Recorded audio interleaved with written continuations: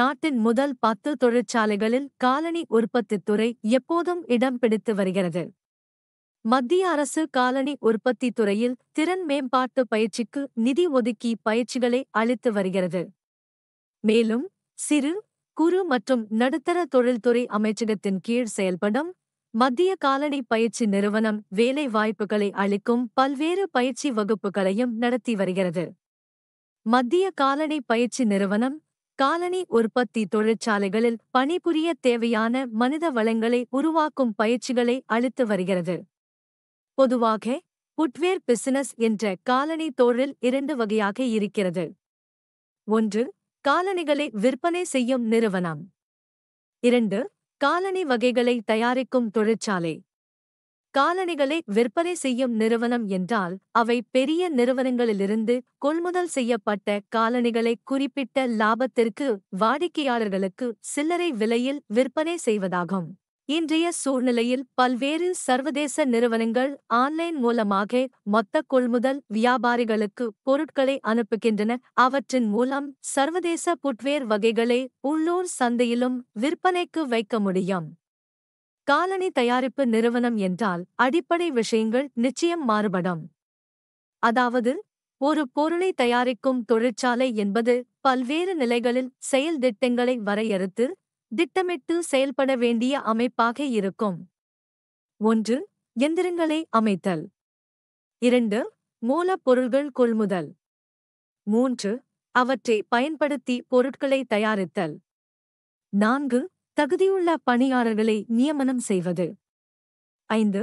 தயார் செய்த பொருட்களை சரியாக டீலர்களுக்கு வியாபாரம் செய்வது அல்லது சந்தையில் மார்க்கெட்டிங் செய்வது என்ற வெவ்வேறு நிலைகளில் துல்லியமான திட்டமிடலும் தகுதியுள்ள நிர்வாகமும் ஃபுட்வேர் பிசினஸ் புரொடக்ஷன் யூனிட்டுக்கு நிச்சயம் தேவைப்படும். தொழிலை தொடங்குவதற்கு தேவையான அடிப்படை தகவல். 1. ஃபுட்வேர் பிசினஸ் ஆரம்பிப்பதற்கு ஒரு நல்ல பெயரை தேர்வு செய்து கொள்ள வேண்டும். அதற்கு நிறுவனங்கள் பதிவு சட்டத்தின் கீழ் விண்ணப்பம் செய்து பெயரை பதிவு செய்து கொள்ளலாம். 2. அதன் பின்னர் முறைப்படி ஜிஎஸ்டி வரி விதிப்புக்கான பதிவு எண்ணை பெற்றுக் கொள்ள வேண்டும். 3. பின்னர் சம்பந்தப்பட்ட ஏரியாவில் அமைந்துள்ள முனிசிபாலிட்டி அல்லது நகராட்சி அலுவலகத்தில் திடீரென லைசன்ஸ் பெற்றுக் கொள்ள வேண்டும். 4. நிறைவாக எஸ். சர்டிபிகேட் என்று சொல்லப்படும் ஸ்மால் ஸ்கேல் இண்டஸ்ட்ரி சான்றிதழ் பெறுவது அவசியமானது.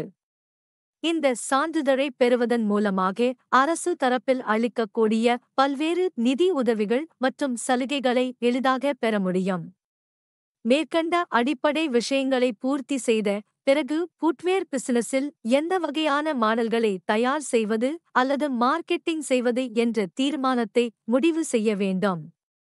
காலணி அதாவது செருப்பு வகைகளில் அடிப்படையான மாடல்களிலிருந்து பேன்சி ஐட்டம் வரையில் விதவிதமான வகைகள் இருக்கின்றன. அவை அனைத்திற்குமே சந்தையில் எப்போதும் விற்பனைக்கான வாய்ப்புகள் நிச்சயம் இருந்து வரும். குறைந்த முதலீட்டில் ஆரம்பித்து செய்யக்கூடிய ஸ்லிப்பர் தயாரிப்பு பற்றிய அடிப்படை தகவல்களை இங்கே பார்க்கலாம். மூலப்பொருட்கள். ஸ்லிப்பர் செருப்பு தயார் செய்வதற்கு ரப்பர் ஷீட் மற்றும் ஸ்லிப்பர் ஸ்ட்ராப் ஆகிய மூலப்பொருள்கள் அவசியமானவை. அதன் பின்னர் தயார் செய்த காலணியை கச்சிதமாக பேக்கிங் செய்வதற்கு சரியான அளவு கொண்ட பெட்டிகள் தேவை. அவற்றை எல்லாம் ஆன்லைன் மூலமாக ஆர்டர் செய்தும் எளிதாக தருவித்துக் கொள்ளலாம். கட்டிட அமைப்பு. சிறிய முதலீட்டில் தொழிலை தொடங்குபவர்கள் தாங்கள் குடியிருக்கும் வீட்டிலேயே ஒரு பகுதியில் தகுந்த எந்திரங்களை அமைத்து காலணிகளை தயார் செய்து விற்பனை செய்யலாம். பெரிய முதலீட்டில் இந்த தொழிலை தொடங்க திட்டமிட்டால் 100 அல்லது 150 சதுர அடி அளவுள்ள இடம் போதுமானது. தேவைப்படும் முதலீடு மற்றும் எந்திரங்கள்.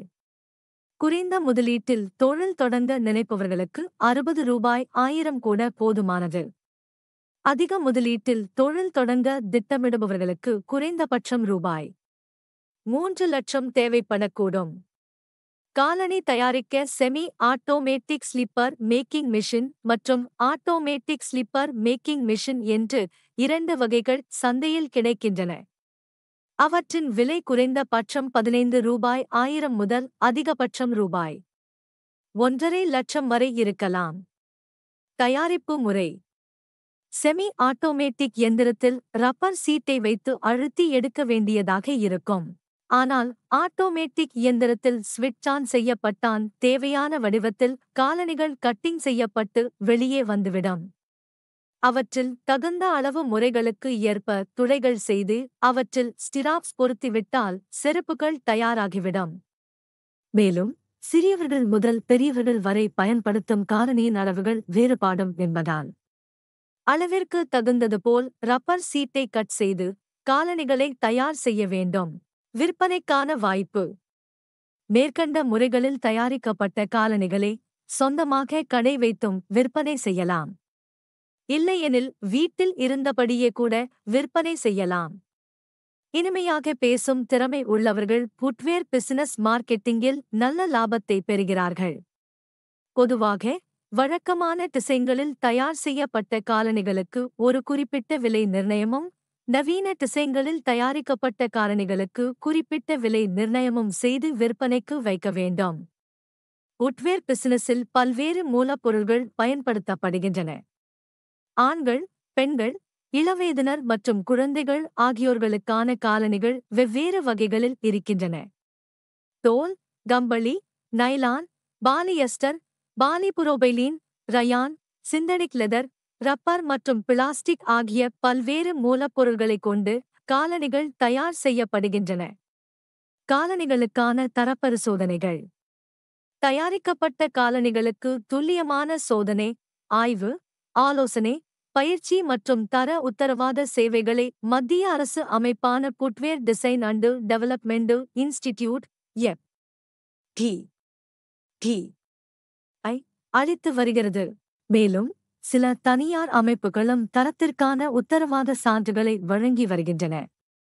மேலும் சில்லறை விற்பனையாளர்கள், உற்பத்தியாளர்கள் மற்றும் இறக்குமதியாளர்கள் ஆகியோருக்கு இடையில் வர்த்தக ரீதியான விநியோகச் சங்கிலியில் இடம்பெறுவதற்கான தர நிலைகளையும் மதிப்பீடு செய்து அளிக்கின்றன.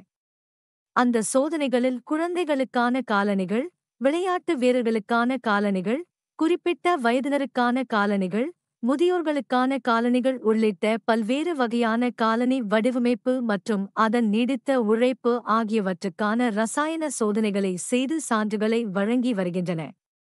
பாண்டிங் டெஸ்ட் கலர் நீடிப்பு தன்மை, சாயங்களால் ஏற்படும் பாதிப்பு சோதனை, சரியான அளவு, பாகங்களை சரியாக ஒட்டப்பட்டுள்ள விதம், வாசனை சோதனை, வழவழப்பு தன்மை, ஒரு அங்குலத்தில் அமைந்துள்ள தையல்கள், இடது, வலது காலணிகளில் உள்ள ஒற்றுமை, சரியான குதிகால் அளவு உள்ளிட்ட பல்வேறு தர கட்டுப்பாட்டு சோதனைகள் செய்யப்பட்டு அதன் அடிப்படையில் சான்றிதழ் வழங்கப்படும். சர்வதேச அளவிலான இந்த சான்றுகளை சீனா, பங்களாதேஷ், கம்போடியா, இந்தியா, பாகிஸ்தான் உள்ளிட்ட ஆசிய நாடுகளில் உள்ள பெருநிறுவனங்கள் இந்த சோதனைகளின் அடிப்படையில் சான்றுகளை பெறுகின்றன.